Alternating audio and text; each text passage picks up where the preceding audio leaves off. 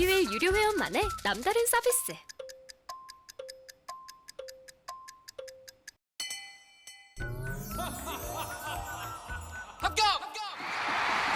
합격하고 돈도 받는 혜택. 오직 에듀윌 유료 회원에게만. 에듀윌.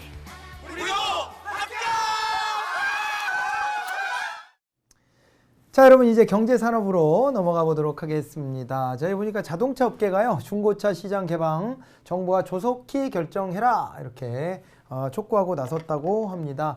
이 정부 규제와 관련해서, 행정 규제와 관련해서 좀 이제 말씀을 드리려고 요거 이제 픽을 했는데요. 자동차 업계가 대기업의 중고차 시장 진출과 관련해서 이제 정부가 조속한 절차를 밟아줄 것을 촉구했다고 합니다. 자동차 산업 연합회는 중소벤처기업부에 중고차 판매업의 생계형 적합업종 여부를 조속히 심의해달라는 건의서를 제출했다고 하는데요. 여기 이제 생계형 적합업종이 뭐냐 이런 것들을 우리가 이제 살펴봐야 됩니다. 생계형 적합업종. 자, 그래서 이제 여기 보시면 이제 이 자동차 산업 연합회가 뭐를 했냐면은요. 자동차 산업 연합회가 관련법에 따르면 생계형 적합업종은 신청일로부터 심의 의결하는 날까지 최장 15개월 이내 지정 여부에 대한 결정을 내려야 되는데, 중고차 판매업의 경우에 2019년 2월 신청일 이후 2년 이상 법정 시한으로부터 이미 1년 4개월 이상 경과했다 이렇게 덧붙이면서 빨리 결정해 줘 이렇게 이제 촉구하고 나섰다는 겁니다. 네, 법정 시한은 이 신청일로부터 이제 15개월 이내면은 2020년 5월까지 결정돼야 되는데 지금 있잖아요. 벌써 1년 4개월 더 지났다는 얘기입니다. 아직까지 결정 안 내려주면 어떻게 하느냐 이렇게 이제 촉구를 했다는 거예요. 자, 중고차 판매업은 지난 2013년부터 중소기업 적합업종으로 지정이 되어 있습니다. 그래서 대기업의 진출이 제한된 가운데 적합업종이 2019년 2월 만료가 돼가지고 대기업의 중고차 시장 진출을 두고 찬반 양론이 엇갈리고 있다 이렇게 되어 있어요. 그러니까 정부 입장에서는 이러지도 저러지도 못하는 상황인 것 같죠 지금. 이런 상황에서 부품업체는 대기업의 중고차 사업 진출 시 인증 중고차 사업으로 차량 검사 및 부품 교체 시장 수요가 늘 것이라고 기대하는 분위기로 분석이 된다 이렇게 되어 있습니다. 자, 이제 이렇게 되어 있는데요. 생계형 적합업종이라는 게 있고요. 중소기업 적합업종이라는 게 있어요. 서점업, LPG, 소매업. LPG 가스 알아요? 네, LPG 가스라고 그래서 이게 이제 LPG, LP 가스죠. LP 가스. LP 가스인데 LNG가 있고 LPG가 있는데 이 가스 종류가요. LP 가스는 보통 이런 통에다가 담고 다니면서 이제 식당이나 이런 데에 막 공급해주고 이런 데 도시가스가 안 되는 지역에다가 이걸 이제 판매하고 그렇게 하는데, 그거를 이제 소매해주는, 이 배달해주는 업종, 요거를 이제 이야기하는 겁니다. 자판기 운영업도 있고요. 그 다음에 장류 4종이 있습니다. 간장, 고추장, 된장, 청국장. 요것도 생계형 적합 업종으로 되어 있고요.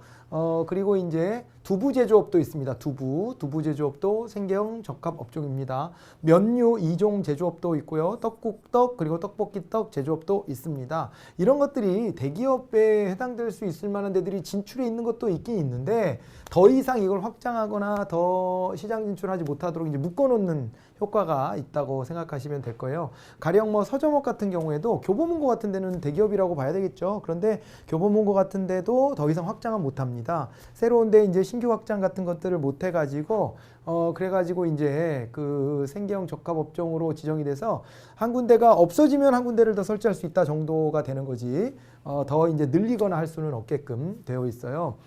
중소기업 적합업종 같은 경우에는요, 자동차 단기 대여 서비스업이니까 요게 이제 렌트카 뭐 이게 되겠죠. 그리고 이제 계란 도매업, 사료용 유지, 그리고 이제 문구 소매업과 고소 작업대 이제 임대업이다 이렇게 되어 있습니다.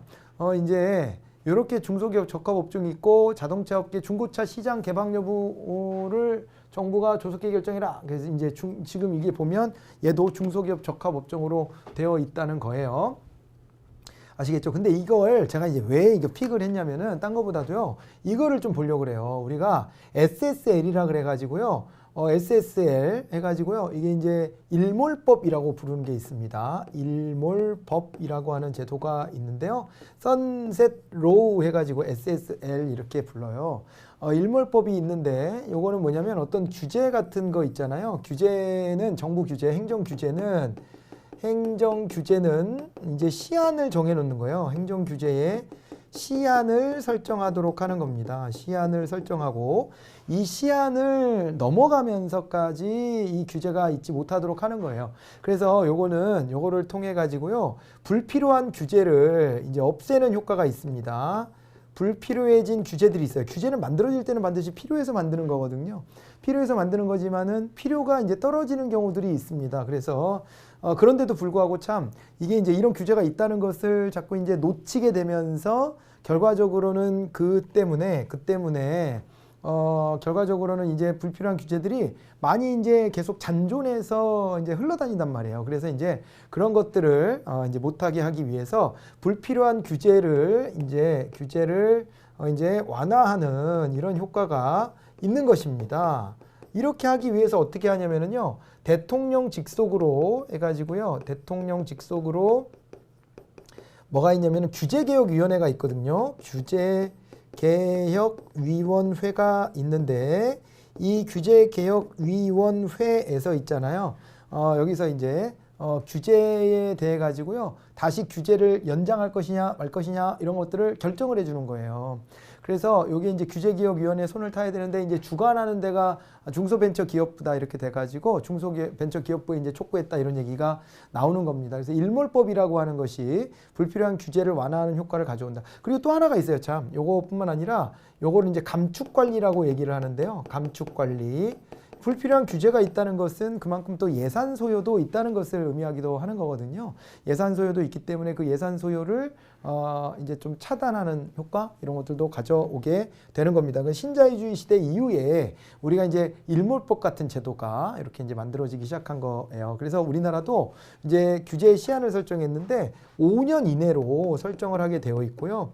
5년 이내로 설정을 해놓고 만약에 이 규제와 관련해서 이제 이 시한이 있는데 그런데 요 시한을 넘기게 됐다 그러면요 다시 한번 규제를 선정하고 해줘야 되는 거예요. 그런데 지금 보니까 이제 해야 될 의무를 방기하고 있는 이런 상황이라고 보시면 되겠네요. 이거는 자 이제 그렇게 봐두시고요.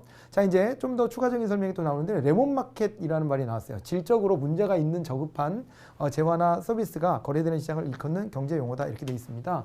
여기서는 또 이제 뭘 제가 좀 말씀드리고 싶냐면은 우리가 이른바 이제 시장 실패라고 하는 게 있어요.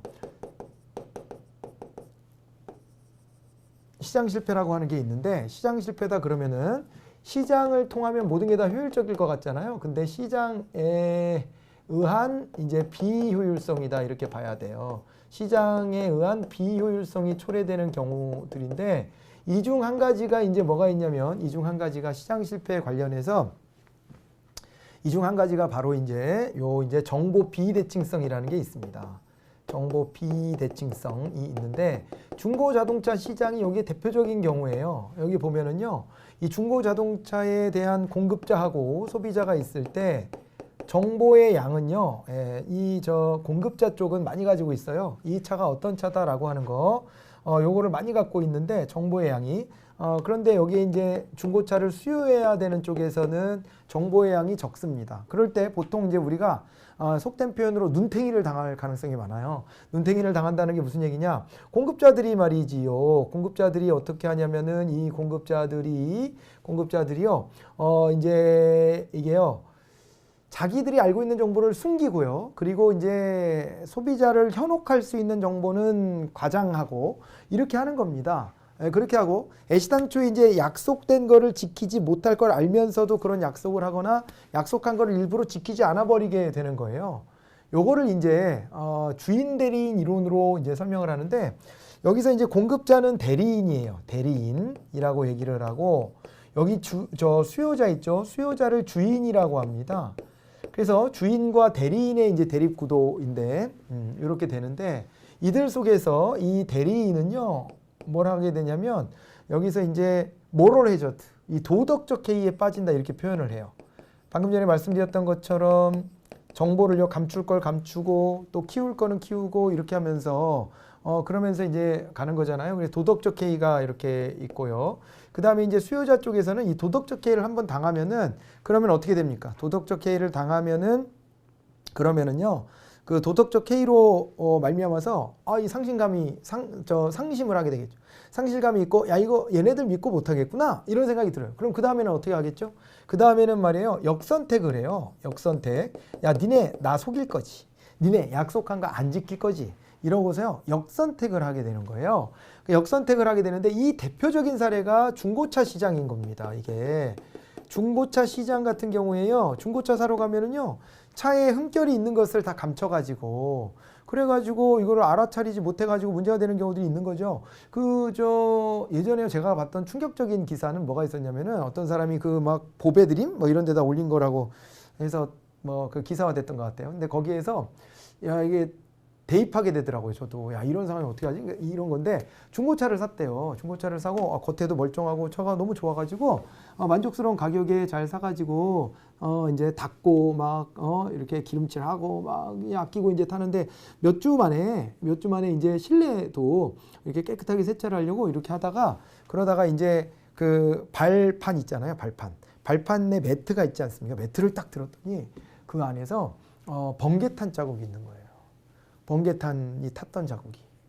그러니까 이거는 뭐냐면은 이거는 아무리 봐도 누군가 자살 기도를 여기서 했다는 거 아니에요? 전 주인이 자살을 한 건지. 근데 뭐 그것까지 알 길은 없지만 아무튼 자살 기도는 분명히 했던 것으로 보여지는 상황이에요. 이 차가 너무 이제 기분이 안 좋잖아요. 기분이 안 좋고 자꾸 그 생각나가지고 이 차 타기가 이제 깨름직한 상황이 된 건데 이거 그래서 판매자한테 전화해서 왜 이런 사실을 얘기 안 해줬냐? 그랬더니 그쪽에서 나중에는 대뜸 하는 말이 그런 걸 보고 사야지. 왜 이제 와서 우리한테 그런 얘기까지 하냐? 차 성능에 이상이 없지 않냐? 이렇게 맞섰다는 거예요. 맞섰다는 건데 이런 일들이 실제로 있습니다. 실제로 있고 이건 좀 극단적인 사례일 수는 있을지 몰라도 전에 보면 뭐 침수차, 그다음에 사고 났었던 차 이런 것들 막 다 속여가면서 팔고 이런 것들이 꽤 많이 있었죠. 그래서 그런 것 때문에 이 도덕적 K에 빠져 있는 공급자들을 경험해 보게 되면 이 수요자들이 역선택하는 거예요. 중고차는 비싼 돈 주고는 안 사요. 절대. 그냥 이 정도 가격이면은 저렴하니까 잠깐 쓰고 운전 연습 좀 하다가 차 바꾸면 되지 뭐 이럴 때나 사고 이렇게 된 거예요. 그렇게 되다 보니까요 이들도 손해입니다. 결국에는 그따위 짓을 하다가 결국엔 같이 손해를 보는 거예요. 손해를 보게 되고 이제 그러면서 여기가 이제 레몬 마켓이 되는 거죠. 레몬 마켓은요 레몬이라는 게 어때요? 레몬은 그냥 대놓고 이거를 그냥 우리가 막 그냥 입으로 와그자그 씹어 먹을 수는 없잖아요. 제가 가끔 폐지된 개그 콘서트를 다시 가끔 웃고 싶을 때 찾아서 유튜브에서 가끔 보는데 거기 이제 달인 이런 거 봤더니 미각을 상실한 달인 이 편에서 레몬을 아무런 표정 변화도 없이 막 씹어먹고 막 이러는 게 막 나와요. 그래 나오는데 그 보기만 해도 막 입에 침이 막 나오죠. 레몬이라는 게 간혹 필요하긴 한 거지만은 그렇지만은 그렇게 대놓고 무슨 이렇게 그저 과일처럼 먹고 이럴 수 있는 것도 아니고 그런 거가 레몬이에요. 그래서 레몬 마켓이라는 게 비유적 표현인데 상품이 질이 좀 낮거나 저렴한 상품들이 거래되는 시장을 레몬 마켓이라고 그래요. 반대로 뭔가 싱그럽고 싱싱하고 비싸고 이런 것들이 판매되는 시장은 체리 마켓이라고 부릅니다. 체리 마켓이라고 부르는데 이 중고자동차 시장은 대표적인 레몬 마켓이 되어 있는 거예요. 질적으로 문제가 있는 저급한 재화나 서비스가 거래되는 시장이 돼버린다. 왜냐하면 수요자도 더 이상 비싼 돈을 주고 이거를 살 의사가 없기 때문인 거죠. 이래가지고요 시고 맛없는 레몬만 널려있는 시장이란 뜻으로 중고차 시장이 레몬마켓 대표 사례로 언급이 되고요. 중고차 시장에서 레몬마켓이 형성되는 까닭은 판매자와 구매자가 가지고 있는 정보의 비대칭성 때문에 그렇다. 이렇게 봐두시면 돼요. 정보의 비대칭성 때문에 그렇다. 이렇게 봐두시고 중고차를 팔려는 사람은 그 차가 사고 차량인지 어느 부품에 결함이 있는지 잘 알고 있지만 구매자는 그러한 정보를 전혀 갖지 못하기 때문에 구매자는 필요 이상의 금액을 레몬마켓에서 지불하지 않으려 하므로 자연스럽게 저급한 품질의 물건만 시장에 나오게 되는 겁니다. 이런 것 때문에 그러므로 뭐가 필요하냐면요 정부 개입이 필요한 거예요. 정부 개입이 필요하고요. 그 정부가 어떻게 하고 있냐면 사고 이력 정도는 조회해 볼 수 있게 해놓고 있어요. 그러니까 보험 처리 같은 거 하잖아요. 보험 처리하고 자차 처리하고 이런 게 있으면 그거는 이제 사고 이력 조회를 해볼 수 있게 되어 있습니다. 그래가지고 예전에 저도 차를 중고차로 넘기는데 아주 가벼운 거여가지고 아니 그러니까 그냥 휀다라 그러는데 앞바퀴 옆쪽에 그 철이 주차돼 있는 차를 와서 툭 받았던 것 같아요. 제가 직접 한 게 아니고 또 저희 집에 가족이 그런 거를 당해서 그래서 이제 그거를 휀다를 교체를 한다고 했었던 것 같은데 난 까먹고 있었어. 까먹고 있다가 나중에 이걸 중고차로 아는 뭐 지인이 중고차를 한다 그래서 거기다 그냥 이렇게 넘겼는데 이게 휀다를 가른 적이 있냐 그러길래 그런 적이 없다. 나 기억이 안 나갖고 그런 적이 없다 그랬더니 아니 이게 사고 이력이 뜬다. 가른 적이 있냐. 그래갖고 생각하다가 옛날에 그런 얘기를 들은 것 같기도 하고 그래서 이제 확인해보고 그랬더니 아 그런 것 같다 이렇게 얘기를 해줬거든요. 그러니까 그 정도로 이제 아주 그냥 겉에만 조금 이게 우그러지고 그래서 거기만 교체한 거예요. 그러니까 안에 부품이나 이런 거에 손상을 주거나 한 것도 아닌데 그런데도 이것을 그때 보험으로 자차 처리를 하니까 그게 뜨는 거예요 나중에. 그래가지고 그걸 확인해 볼 수 있는 겁니다. 이렇게 이제 시스템을 국가가 갖춰줬어요. 갖춰줘가지고 저만 괜히 이게 차를 아는 지인한테 값을 더 받으려고 사고 안 났는데 막 우기는 사람이 된 것 같아갖고 좀 민망하기도 하고 그러긴 했었습니다만서도 어쨌거나 이런 부분에 관련해 가지고 이제 정부가 이렇게 끼어들어서 함부로 도덕적 해이하지 못하도록 이렇게 만들어 놓고 있는 거예요.